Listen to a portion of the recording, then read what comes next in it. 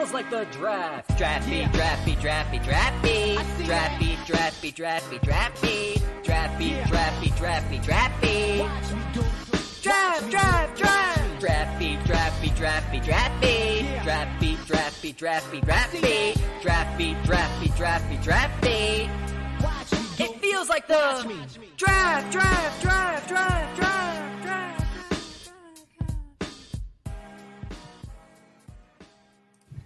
And just like that, DraftBeat is officially what? Again? Run it back. Run it back. Run it back. It's so nice. You got to play it twice. One more time. It feels like the draft. DraftBeat, DraftBeat, DraftBeat, DraftBeat. DraftBeat, DraftBeat, DraftBeat, DraftBeat. DraftBeat, DraftBeat, DraftBeat, DraftBeat. Draft, draft, draft. DraftBeat, DraftBeat, DraftBeat, DraftBeat. DraftBeat, DraftBeat, DraftBeat, DraftBeat. DraftBeat, DraftBeat, DraftBeat, DraftBeat. It feels like the draft, draft, draft, draft, draft, draft. It's the tail off at the end that I love. But yes, God. Ladies and gentlemen, welcome back to another year of DraftBeat. It is the 2024 edition, and we are officially on the clock for pick number 15 coming up later this month. But first, I got to introduce the crew from DraftBeat because we have expanded this year, and we added another man that has been researching and doing all the work with the video. But first, I got to start with my guy and my co-founder of DraftBeat, Mr. Franky G below me. Say hello, Franky. Hello, Franky. Draft. It's a banger. I told you guys that shit should replace the Miami Heat beat intro. That shit, For sure.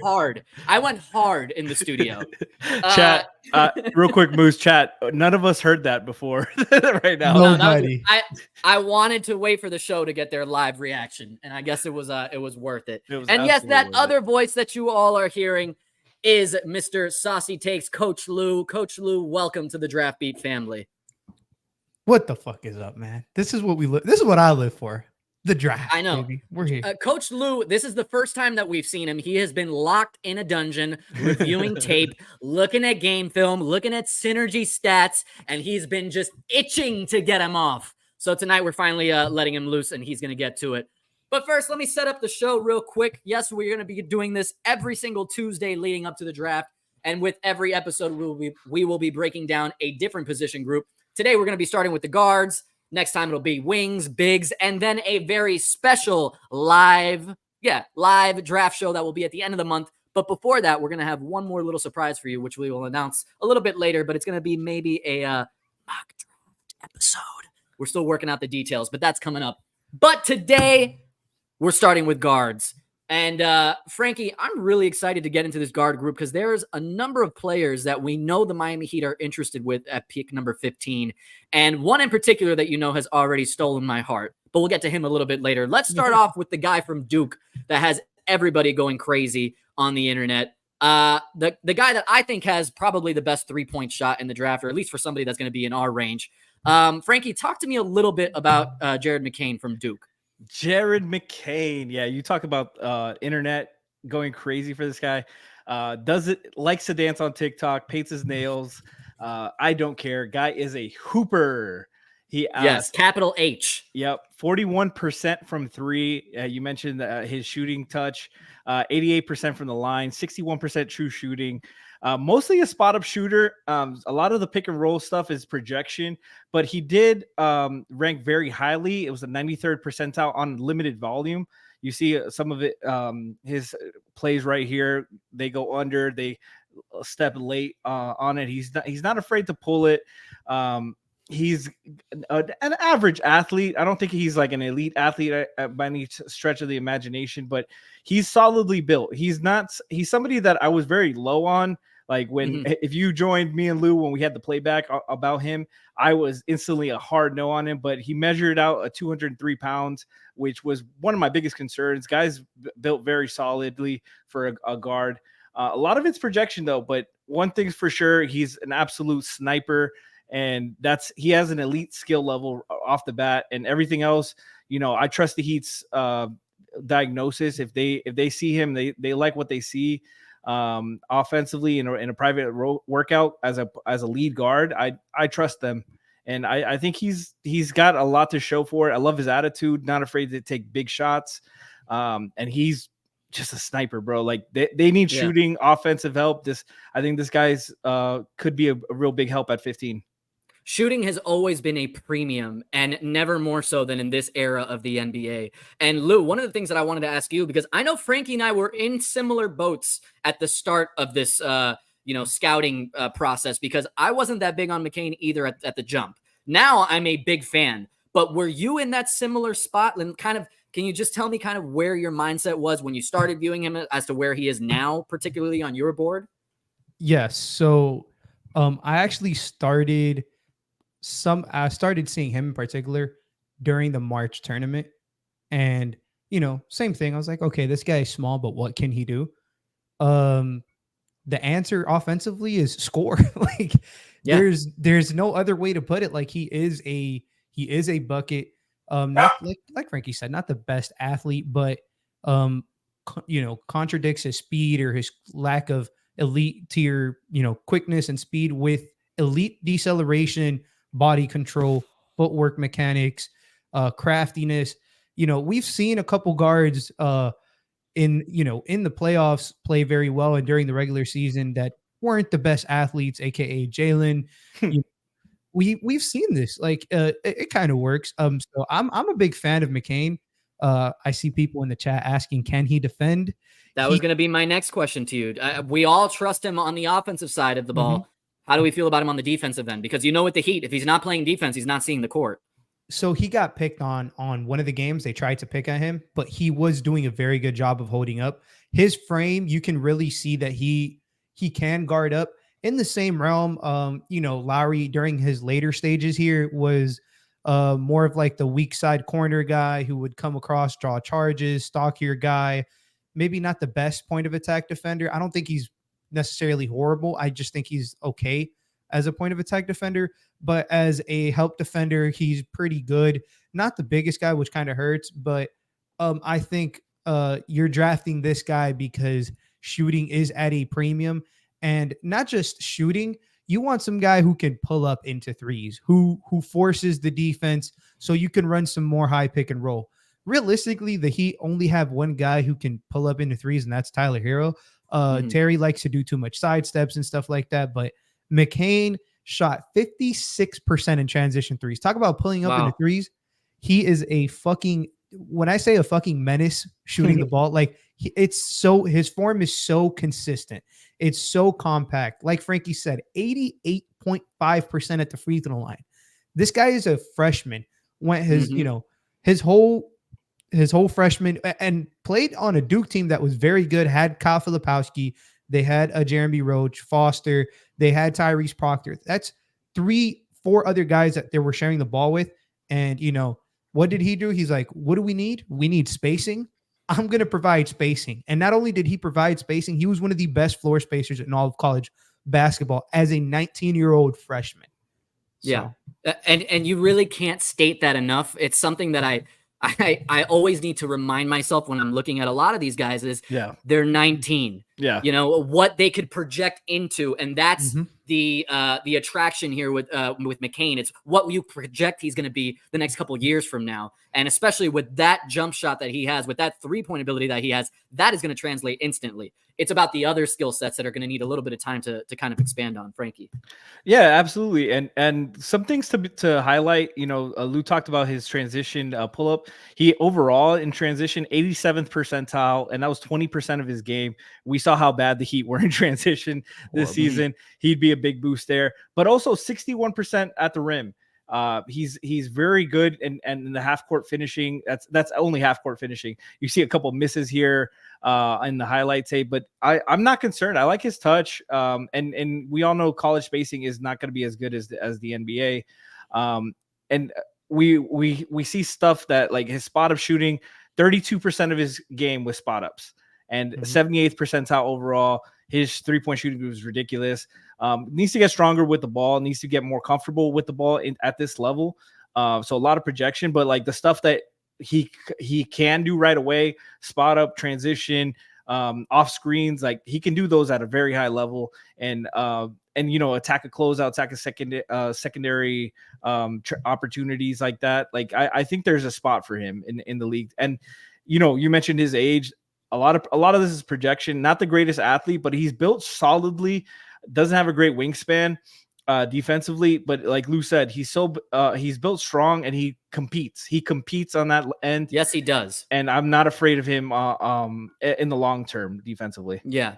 I want to move on to the next guy, but just before we do that, I do want to touch on some of the stuff that the chat is hitting on. Goins is asking, how does he compare to Jordan Hawkins from last year? If you guys don't mind, I want to take that. Jordan Hawkins is one of my favorite players in the draft last year. His wingspan, his ability to be able to be a solid defender, as well as, in my opinion, the best shot in his draft class. You could say that McCain has the best shot in his draft class, but I don't know. I was more of a Hawkins fan just in general. Do you guys have anything against my point of view there?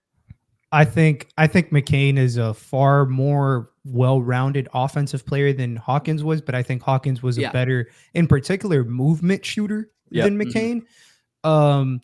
But yeah, that's kind of where I'm at. I do think McCain is 11th on my big board, just the general big board. So I would sneaky little early pick at Saucy Lou's big board. Yeah, I would take him. I would take him 15. I'd feel comfortable. The biggest concern, people are asking about his defense. I think his defense is going to be fine. Is how the playmaking sample size is just a tad small. But if he goes into the workouts and, Miami feels comfortable with him running the point, then he could be in redrafts. He's going to be taken higher than 15. So I think that's absolutely fair. Okay, so moving off of McCain from Duke, let's go to another guy that I know that we have some various opinions on here in this group. Let's go with Collier, Isaiah Collier. We still don't know how to say his name over at DraftBeat. We're working on that. But this guy from USC, another freshman that I think is another guy that the more I watched him, the more I liked him coming into the draft process. Coach Lou, why don't you tell me a little bit about this freshman guard from USC? The guy's afraid of saying his name. Yeah, Isaiah Collier. Sure, we'll go with it. Sure, Mr. He's just cold. He's a bully. He is the definition of bully ball. Came in at around 6'2", 205. Without shoes, like a 6'4" and a half. You want to talk about sturdy? This guy is the sturdy guard of the class. Very sturdy. Former 5-star, which is always something to keep an eye on. It's not end all be all, but it is important. Bam was a 5-star before he went to Kentucky, and his draft stock fell. Similar to Collier, he tested pretty well in like lane agility and shuttle 3/4 sprint. Tested 4th out of all guards in all of those. But his biggest draw is how he is a walking fucking paint touch. He is a walking paint touch. It does not matter who's in his way. And I think that's going to translate at the next level with better spacing and with an offense tailored to him. My concern with him in Miami is who does he take touches away from? But on ball, in terms of just getting downhill, getting to the rim, drawing fouls, making like you play to his want and need, finished 56% at the rim in half court, which isn't a great number. It's not a bad number by any means either. I think some of that is spacing concerns. Just overall a very good offensive player. The shot has came into question. It's fair. It doesn't look pretty, but 37% on catch and shoot threes. He shot 44% on catch and shoot threes with over 4 seconds on the shot clock, which is like not grenades. So, pretty decent. 50% unguarded too. Like, it's just his shot prep. He looks like he gets faults, like a little trigger, like the trigger isn't as consistent with people closing out, but just somebody who is you want to talk about an upside swing with a good floor. That is what Isaiah is. We'll just say Isaiah. Yeah, we'll just call him Isaiah, the guy. Listen, Franky, the more I watched him, the more I liked him. And Lou kind of hit on it. For me, it's his ability to get to the basket, to get into the paint. I mean, he was undoubtedly probably my favorite guy to watch in that aspect. But I'm not sure yet if I trust him necessarily to run the offense. How do you view him? Do you view him as more of a combo guard? Do you feel he should be more of a 2? Or maybe you view him as a 1? I strictly view him as a 1, but like an unpolished 1, I would say. like somebody who needs to really fine tune and gain some experience. Like as a point guard, you want your assist to turnover ratio to be very good. He had an 18.7% turnover percentage with a 1.35 assist to turnover ratio. Not very good. Like you want that to be 3-1 or above, and that's not very good. But he's a freshman. He had a injured team. He had a team with some spacing issues and stuff. And the guy was still able to get to the rim, like with all those issues. 39% of his field goals attempts were at the rim. That's for the Heat, which had a lot of issues getting easy buckets, getting into the paint. He can do that. He can do that. And like when you look at his shooting concerns, 39% on non-corner threes. Lou mentioned his catch and shoot numbers. And his free throw percentage was very poor, 67%. But there's another guy, Devin Carter, that we're going to talk about later, that if you compare Devin Carter's freshman numbers to Collier's numbers are better, and Devin improved. That's a great point, Franky. That's a great point. So like the base, it can improve. You tweak things out and you fix the issue. And I think over time with consistency with a professional shooting coach and dedication to this, I think he could be better at it. My big concern is though, that's his big question mark as it's going to be for a lot of guys, is the shooting, because that will really determine his off the ball ability. And if you're a one who can't play off the ball, your floor gets really limited there. Yeah. Has to be extremely efficient if he's a one that can't play off the ball. Right. But I just want to touch on one thing Franky brought up, his playmaking. I think he has, he sees things that you can't teach, which is exactly what you want. Like you want his feel for the game. Yeah. You want things guys can't see. With that being said, he is a little reckless. But the way I like to think of it is you're drafting 15. You're not going to get a perfect guys in this draft class. You're not getting a perfect prospect at one. Tell him, Lou. Tell him. Like that, it is what it is. So, and in much of the same realm, in 2013, Giannis was the best pick at 15. It would not shock me if Collier gets picked 15 and does become the best pick. Just because one of my friends today, before I hopped on, asked me, "Do you see a superstar talent in this class?"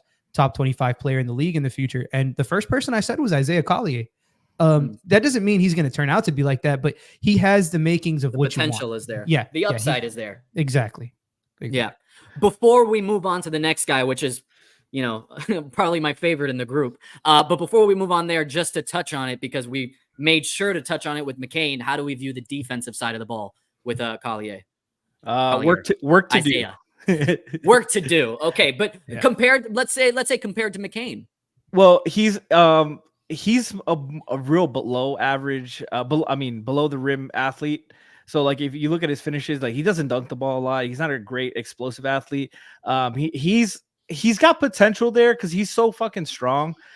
He's a guy who I think like if he maxes out 100th percentile, like improves everything. Like his strength. Like I think he could be similar to like a guy, like not comparing him perfectly, but James Harden, where he can guard fours and just off of strength, like you're not going to be able to post this guy up in a mismatch, like in that sense. But he improved during the season, and that gives me belief there. I think he's a guy that you're going to want. He's a point guard that you're going to want guarding twos and threes, like a non-threat instead, and work on his help instead of being like a point of attack one. But I don't think he's a guy who you're going to be able to hunt like that. He's going to improve his awareness and his screen navigation and stuff like that. I think that's where you can really take advantage of his game. But he's 19, 20 years old. Like that's going to be the question mark for a lot of rookies. Right. Lou, anything else to add on that before we move on to my guy? No, yeah, absolutely. The same thing as Franky. The defense is not a strength, but I don't think it very easily could be something that's average to above average. It's just his effort was a thing that was in question early in the season, got a lot better, like you stated. So it's just, can he lock in? And when he does lock in, I don't think he's a shutdown defender. Right. But I do think he can at least do a very good job of containing drives with his body on like more physical guards or even some not as physical forwards, like he said. So I do think McCain is more consistent defensively, but they're both around the same tier of like good, not great, probably average defenders. Right. And you know what? I'm so glad that you mentioned his lack of focus and concentration early on in the season, because that's a perfect transition to my favorite guy of all the guards in this draft. You know why? Because he never loses focus. He's Never. always concentrated because he oozes Heat culture. It's literally in his goddamn blood. I'm talking about Devin Carter from Miami of Doral Academy. Yes. That's the guy I'm talking about. You know why? Because his father, Anthony Carter, is already involved with the Heat. So when I say blood, the fucking Heat culture in his blood, it's going. Somebody's texting me. Frankie, take this. Devin Carter. Call you back later, Mom.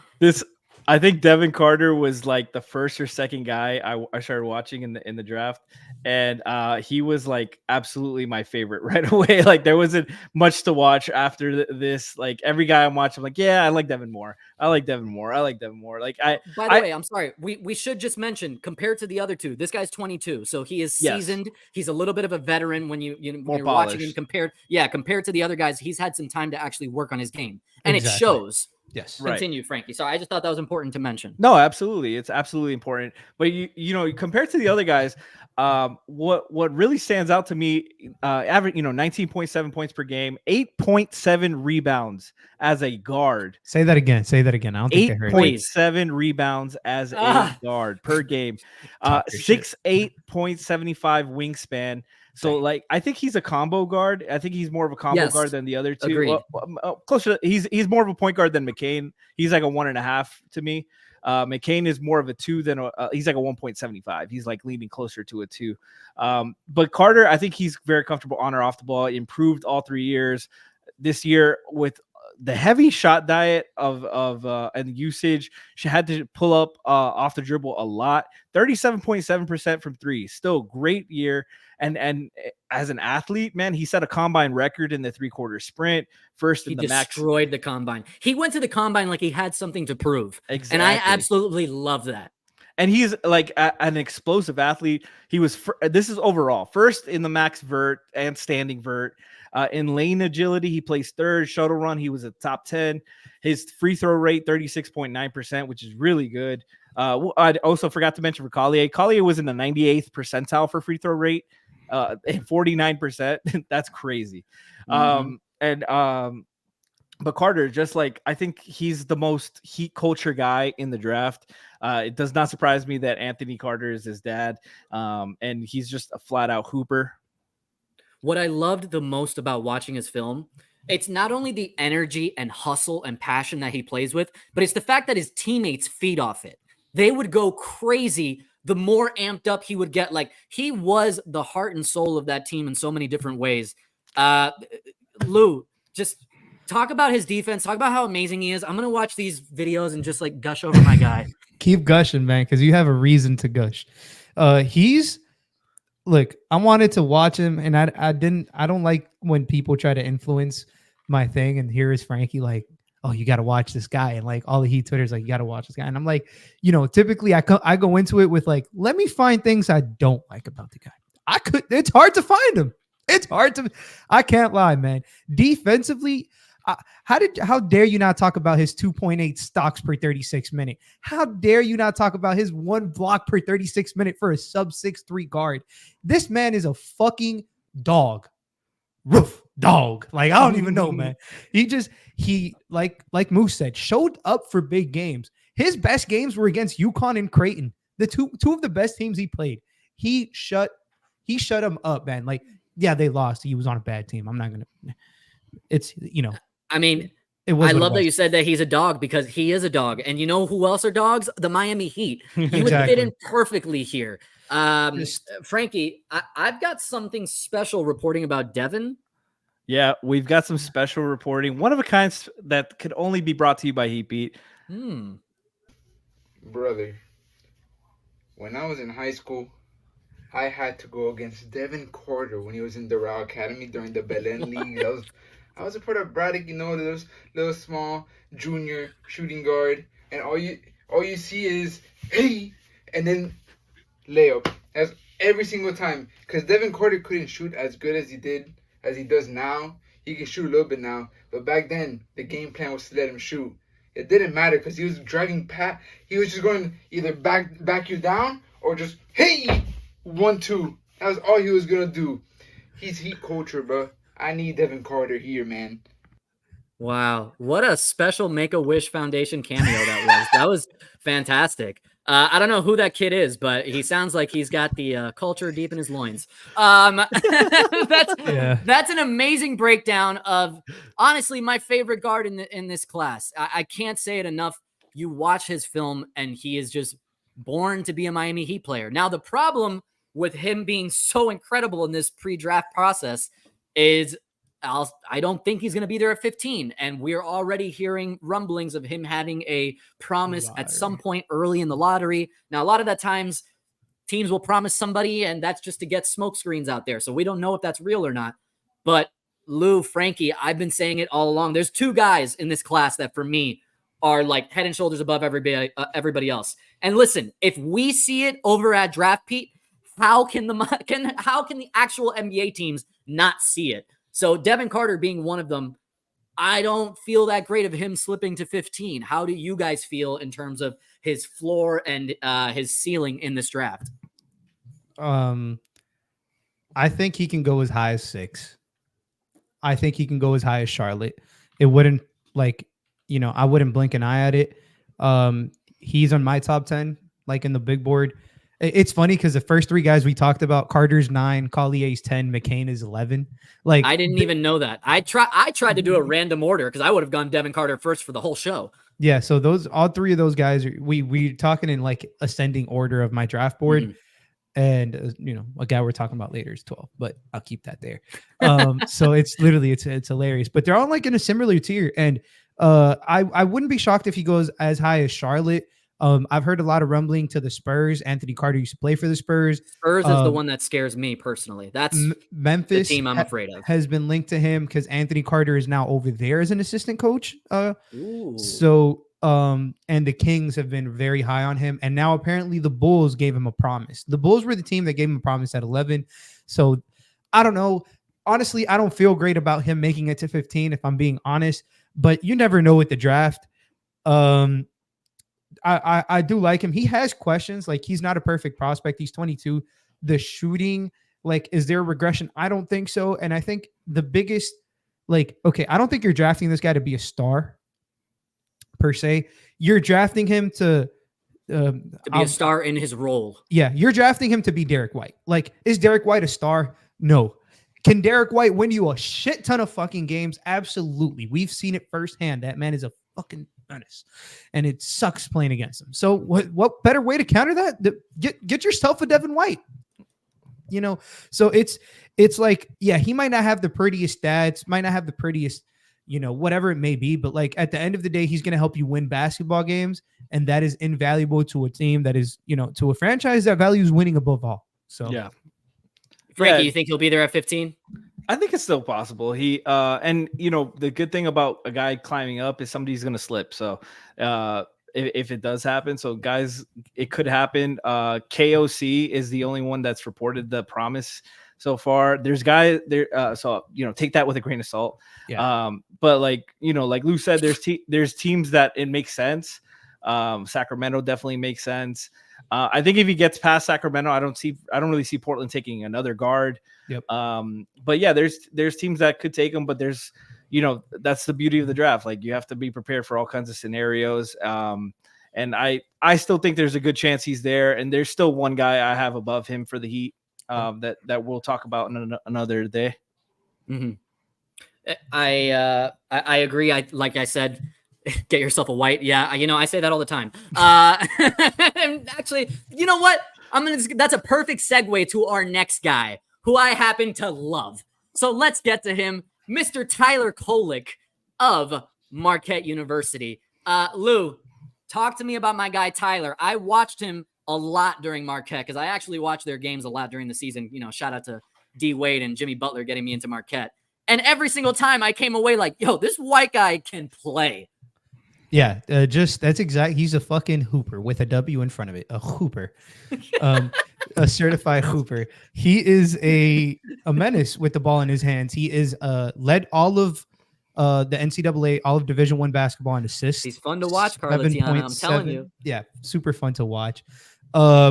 He, like I said, led all of college in assists, shot 44% in catch and shoots, but he is one of the best pick and roll ball handlers in this draft and playmakers out of it.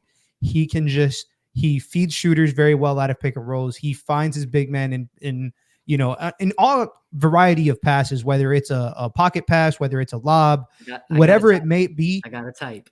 Yeah, he does have a type. I got a type. The type is white.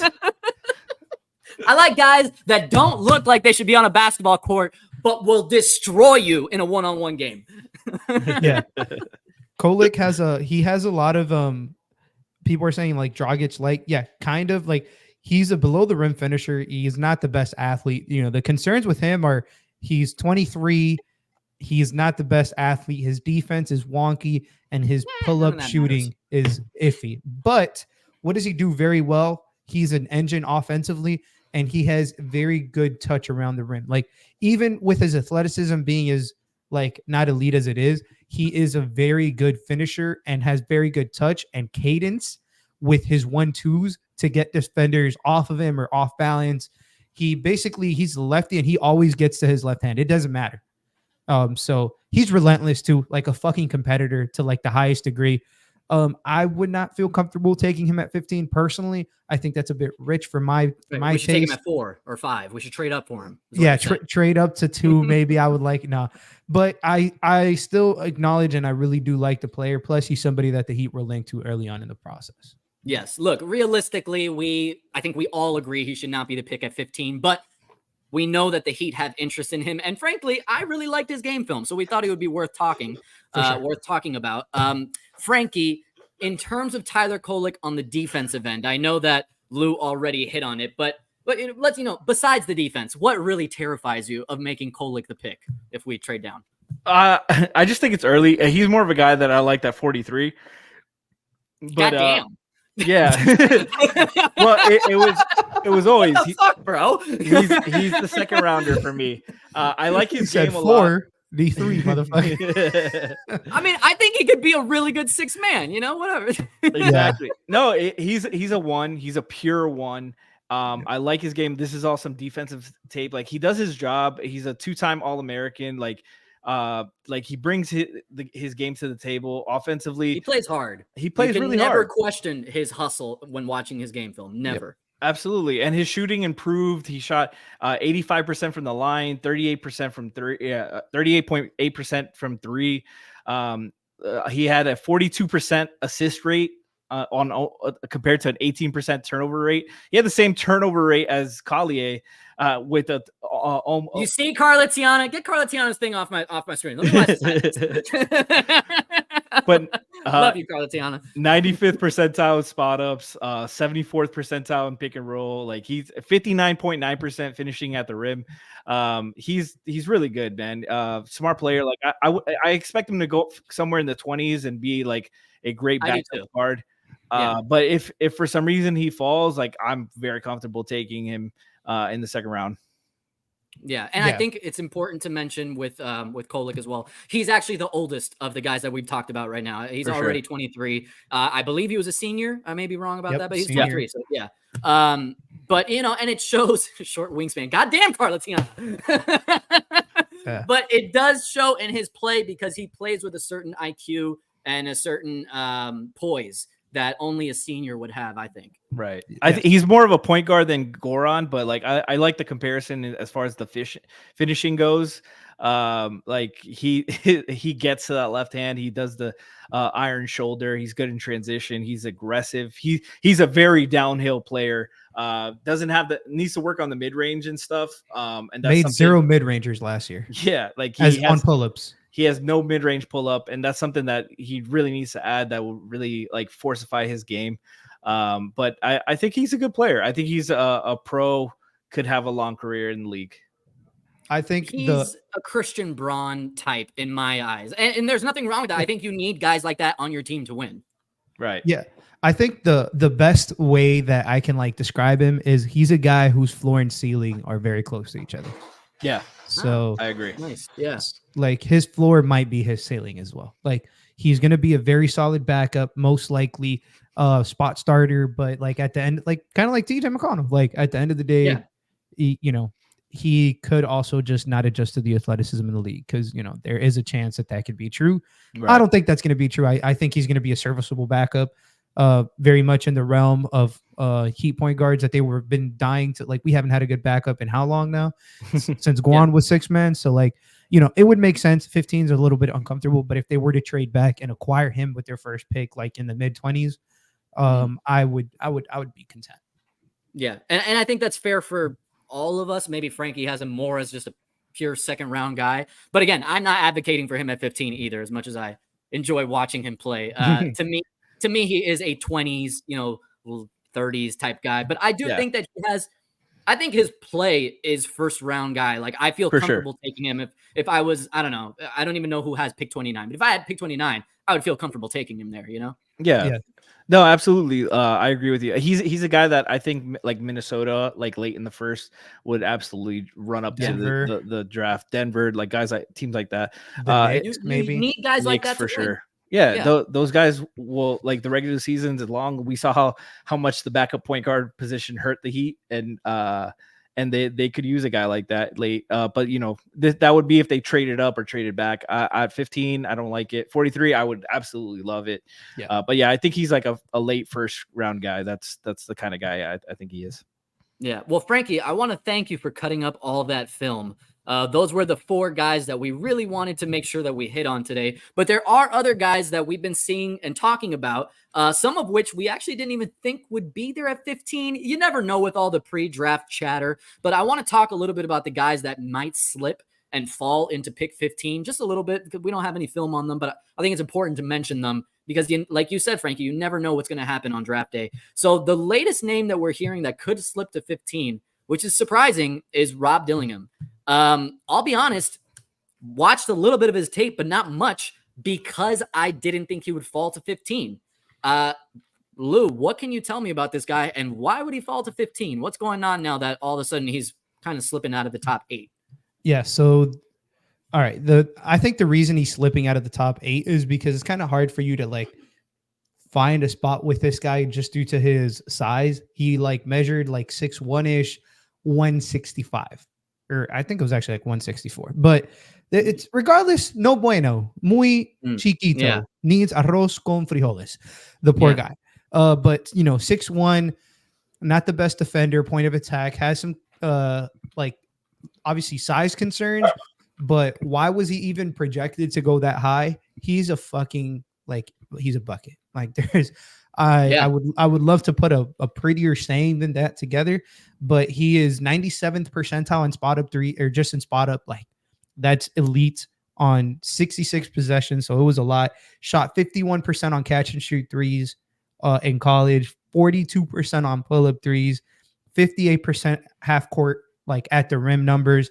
Just like he is literally a walking, like he's an engine offensively. That's what he's a playmaker too. Yeah, that's the part of his tape that I really liked. He was a playmaker. While he had to share the playmaking duties with Reed, who's going to be a top 3 pick, he is. I think people question the playmaking. I think he can pass, and I think at the next level with the ball in his hands more, it's going to be even better. I like his ability to like live dribble pass. I like his ability to see the whole floor when he passes. Is he a perfect playmaker? No. Is he going to be good? I think he's going to be a good playmaker right away, or at least an above average one with potential to be very good down the road. But I think I would be shocked if this guy falls all the way to 15. I think it's unlikely, but I was talking to Franky before the show. If there was one guy to fall, I think he would be the guy, because I think aside from San Antonio, it's hard to pigeonhole him into a fit.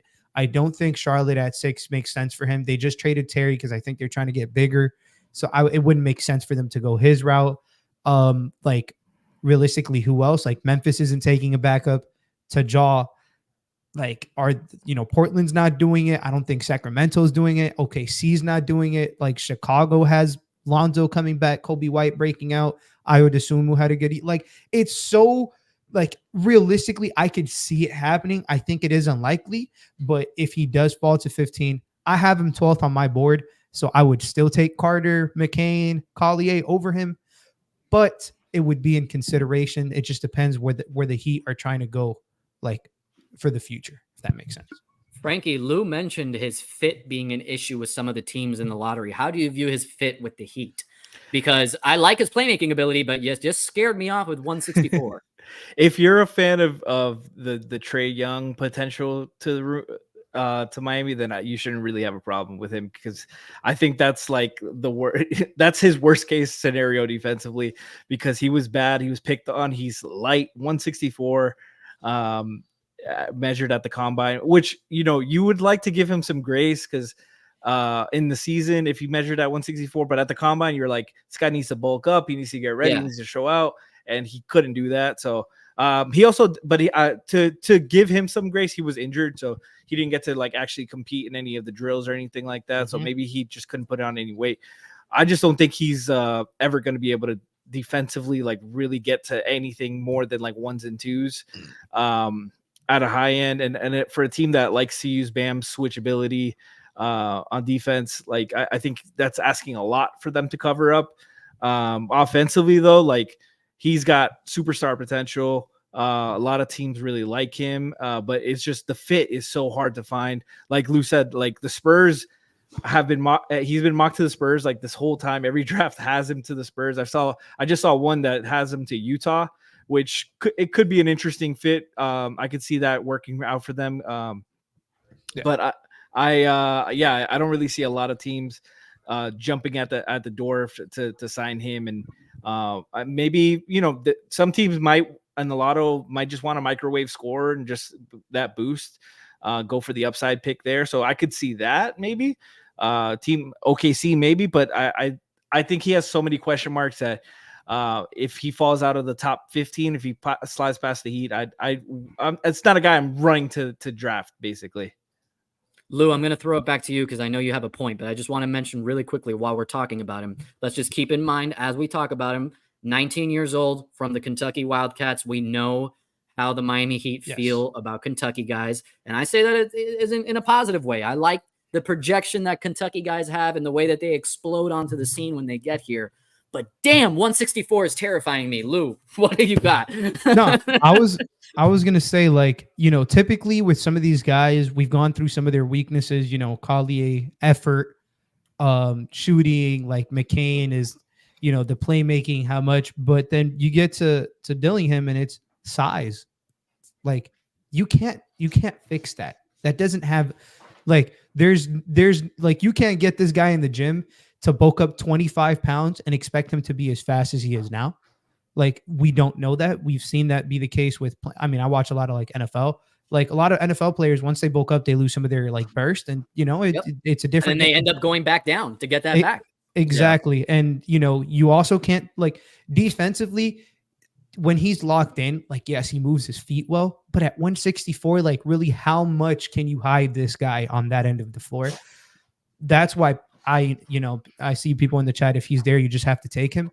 Again, I would disagree. Can this guy have better numbers statistically than, a guy like Devin Carter, for example? Absolutely, he can, because I think he can score 20 in the league.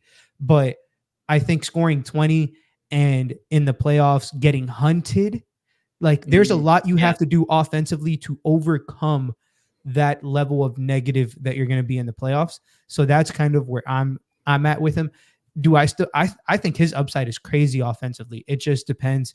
Again, that's why you would be asking a lot of Bam Adebayo to help this man out defensively, and which we already do enough of. Yeah.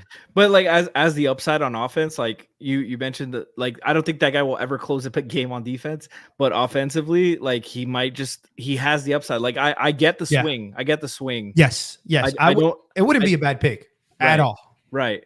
Like, there's guys I'm more comfortable picking, but like if you're going for like best available talent and he's your guy, like, I can't really argue against it, because he might be like a +8 player on offense and like a -5 or -6, but that it just depends like how much the rest, like you really have to hide him with the rest of your team. It can't be just Bam.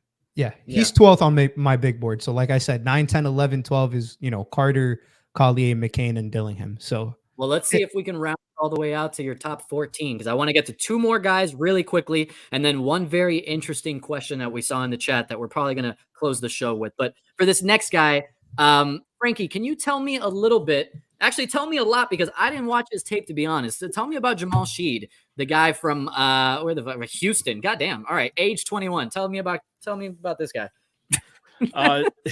We still don't know if it's Shed or Sheed, but Jamal Shead, I'm gonna go Shed. I've heard that a lot more. 4-year senior, but he's a young senior. He still hasn't turned 22 yet. He'll be 22 like 2 days before the draft.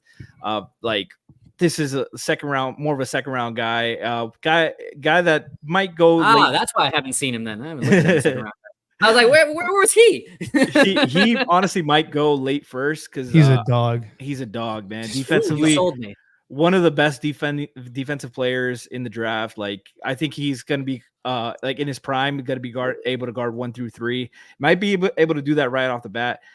His numbers aren't great, but if you look beyond the numbers a little bit, he had 2 above average shooters on his team, and he still had pretty competitive numbers. I think he has some underlying numbers that show he can be a better spot up shooter, catch and shoot guy. He is as a ball handler, 40.3 assist percentage, 13.5 turnover percentage. Really, really took care of the ball.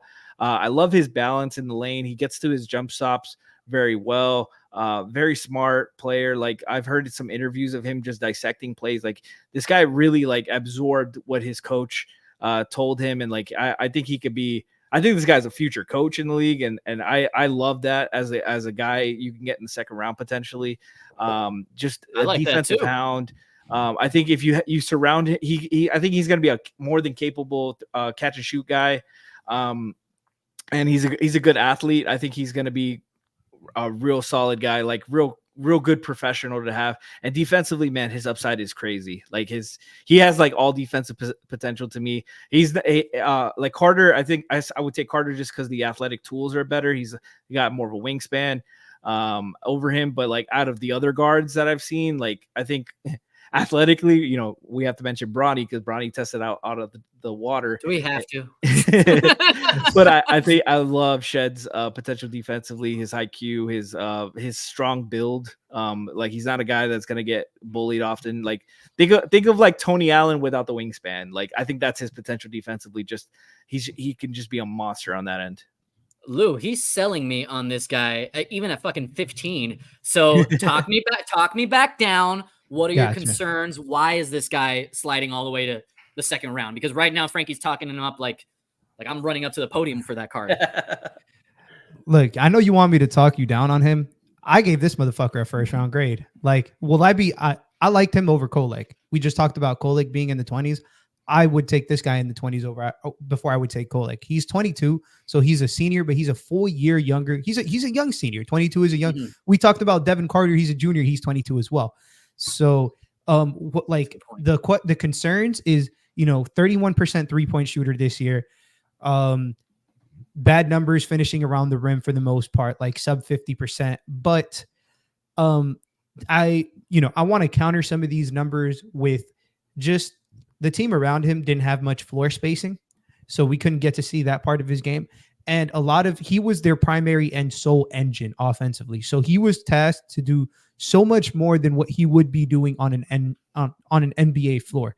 So yeah, the numbers don't look good. 31% from 3 is not exactly what you'd like, but he's a career 77% shooter from the free throw line, shot 78% this year. That stuff translates. I went back because I'm such a fucking nerd with numbers. I went all the way back to his entire college career as a catch and shoot 3-point shooter. And when he's unguarded by Synergy, he shoots 38.5% on over 133s. I say that to say at the next level, if he is an off-ball guy next to a jumbo creator, cough, cough, Jimmy Butler, cough, cough, Bam Adebayo, he could easily fill in as a 3-and-D because defensively, I think Franky undersold him. Like, that's how good, and he was hyping him up. That's how good he is. Like, on that end of the floor, that's where he's going to make his fucking money. People, I was, people on Twitter have been telling me like, oh, the shooting and you need point guards to handle. I think he can handle. I think he's a very good fucking passer offensively. Like That he was going to would be my next question to you. Yeah, as a playmaker, I think Kolek is the best playmaker we've talked about by far. But I think Hear that, Carla Tiana? Yeah, Shead is probably second. He's like a more calmed down version of Isaiah Collier in terms of his passing. Like his reads are very, very good. He finds his teammates. Actually on ISOs, he's very quick. Was the fastest in the 3/4 sprint for any point guard. Second fastest shuttle, like 37.5-inch vert. Like he is an athlete. This isn't the second rounder we're talking about where, oh, he does a lot of these things, but we don't know how athletic he's going to be. Or no, like this guy has legitimate quickness, shiftiness, burst. Is he like I said, he doesn't have the best touch and all these things, but has ability to break down his defender and get by him.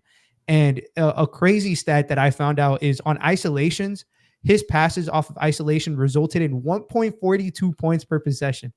That is fucking stupid, people. What 142 offensive rating off of his passes and ISOs is crazy. Because that shows that his ability isn't just to break down his own guy, but once he does that and help comes over, he's predetermining his read, getting the ball on time, on target to shooters, to his big dump off lobs, a variety of things. So if this guy is there at 43, my goodness.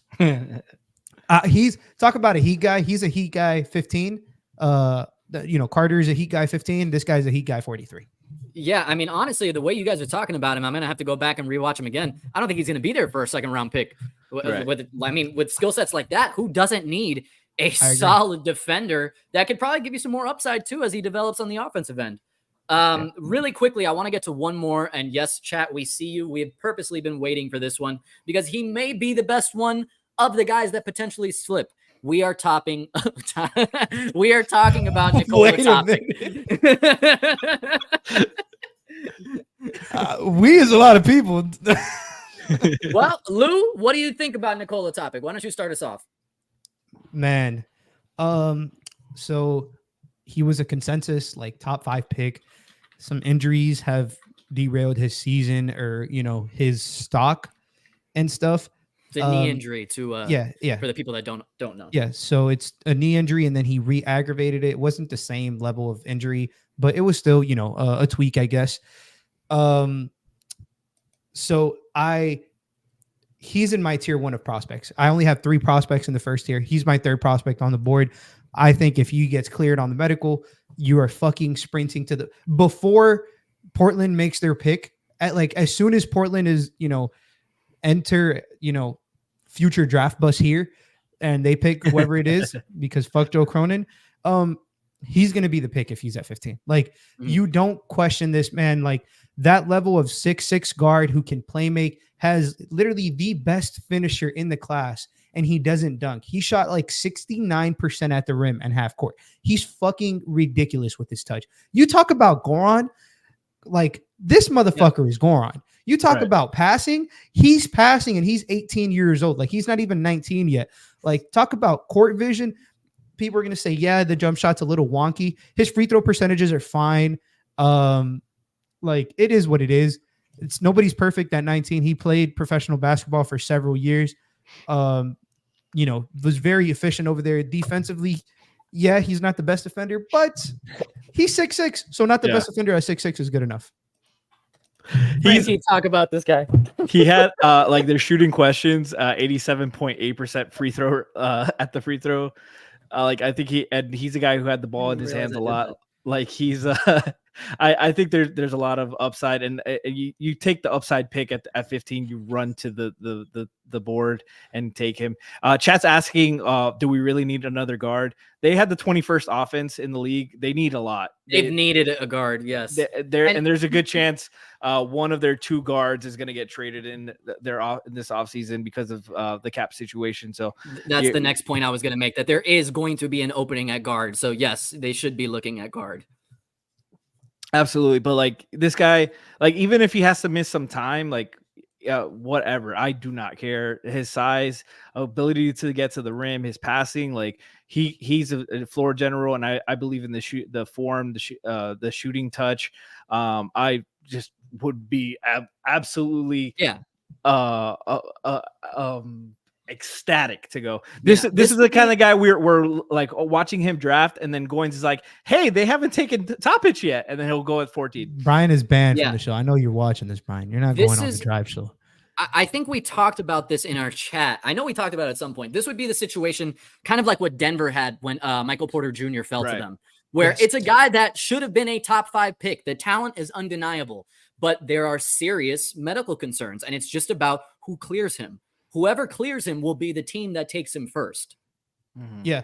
And like a lot of people are, bringing up like, this draft class was, I think before the injury, he was in conversation to go 1. Like I wouldn't have blinked an eye. Like he's that good of a talent. I think he has I think him and Collier have the highest upside, like out of any of the guards we like, just in terms of like two-way impact. I think he has top 20 potential in the NBA. Like he can be an engine for a, competitive team. That's how good he is on the ball offensively. Right.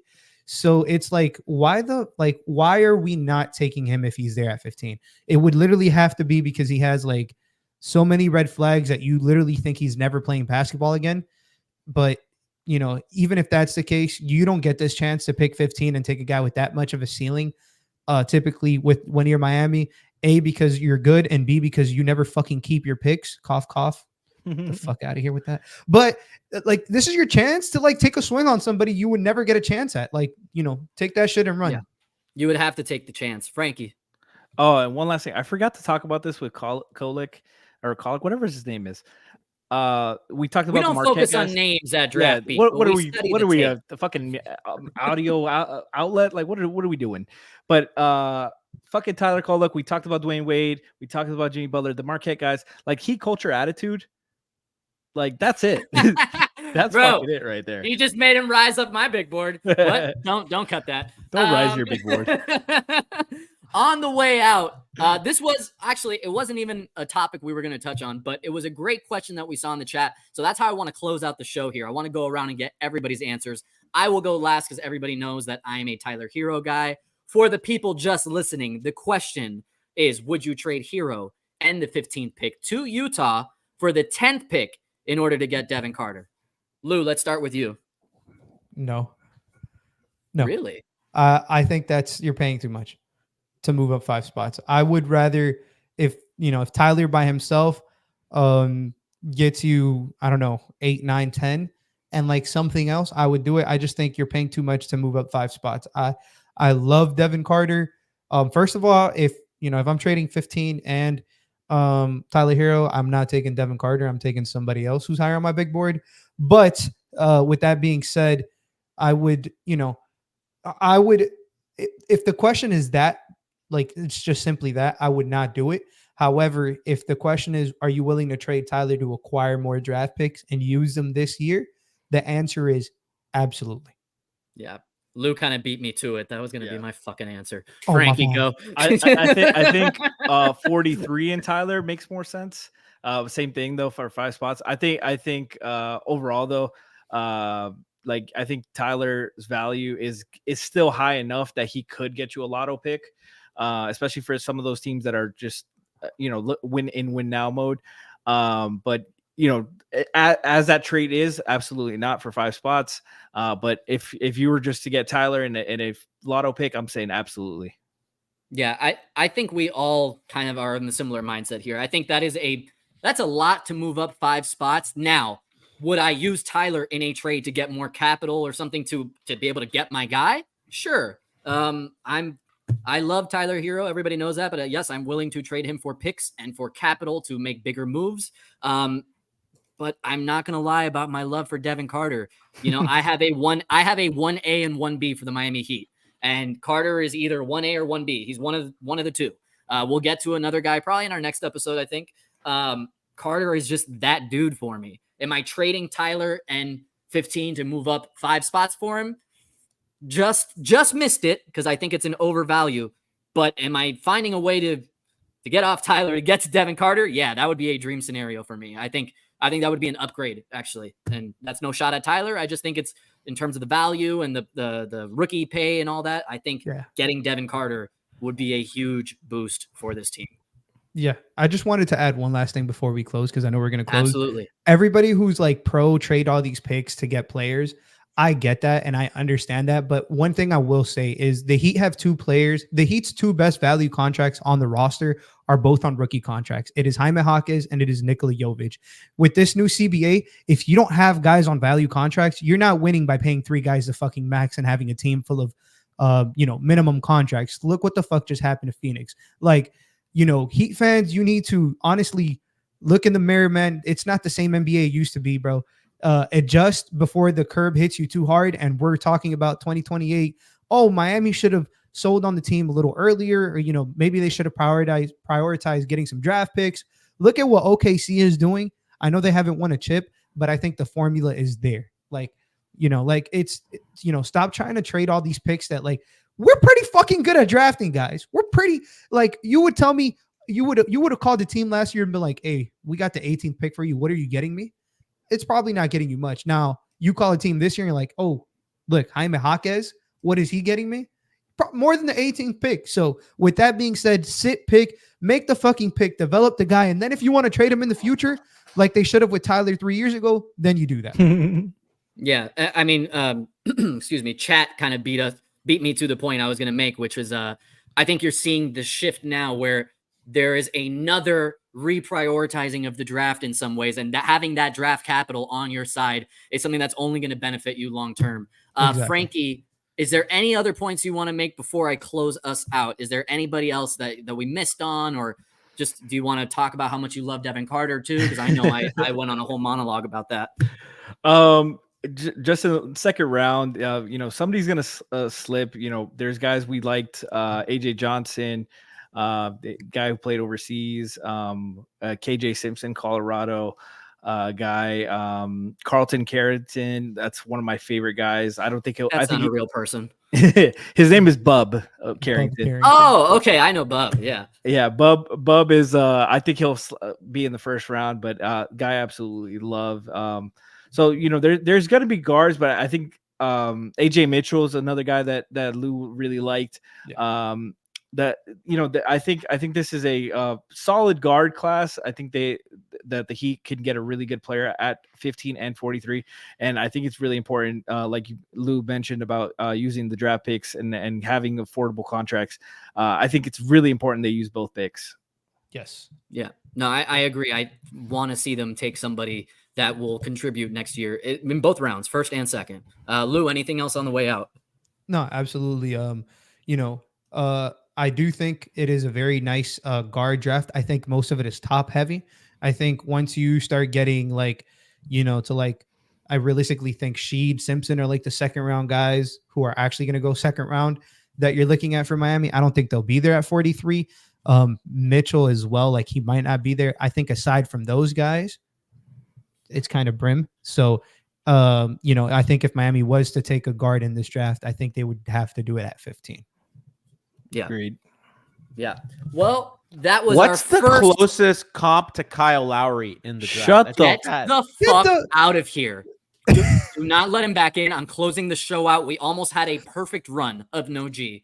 On the way out, guys, it is June, and June over at Miami Heat Beat is Pride Month. All over the world, actually, it's Pride Month. And we celebrate it here with a special Pride episode of Hangover Time, hosted by Tiffany Meeks.